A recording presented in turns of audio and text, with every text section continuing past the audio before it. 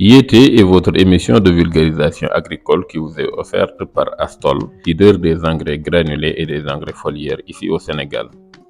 Astol vous présente la gamme Aminolif, le Chauve plus Basis, le Mixamine, les engrais organominéraux TC et T10. Je suis Mohamed Sek, ingénieur agronome travaillant pour Massagri. Massagri qui a maintenant une boutique à Saint-Louis et à Kaolack.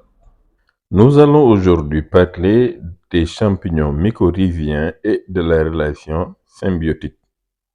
Les champignons mycorhiziens sont une composante majeure de la microflore naturelle du sol.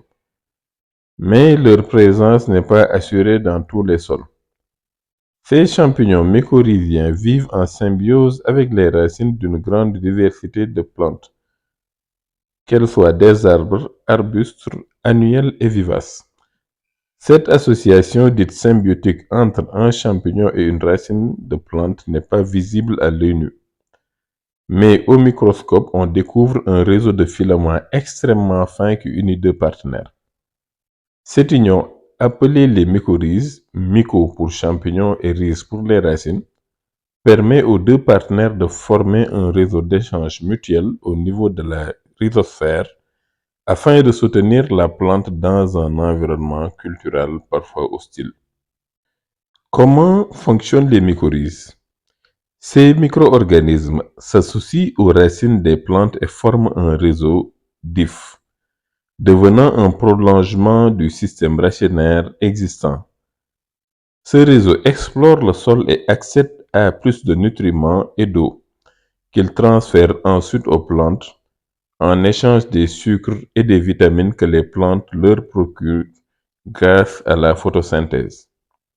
Ces organismes vivants deviennent des sources de nourriture pour la plante.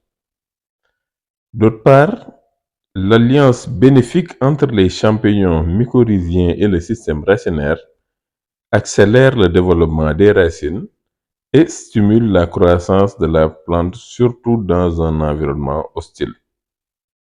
Les avantages des mycorhizes sont qu'ils colonisent rapidement le tissu racinaire et l'environnement immédiat du sol, dans le sol, pour donner une croissance plus rapide et plus uniforme des plantes.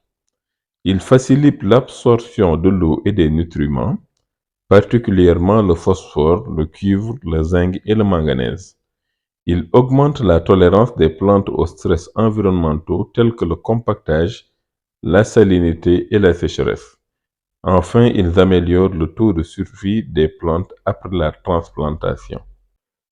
Ces micro-organismes sont donc des êtres vivants qui sont préparés sous forme d'inoculants mycorhiziens et disponibles pour des utilisations variées dans l'industrie. Plusieurs formulations sont offertes, soit dans les terreaux pour la production de traitements dans le domaine de l'horticulture ou dans des formulations plus concentrées pouvant être utilisées directement au semis, en pépinière ou dans des aménagements paysagers.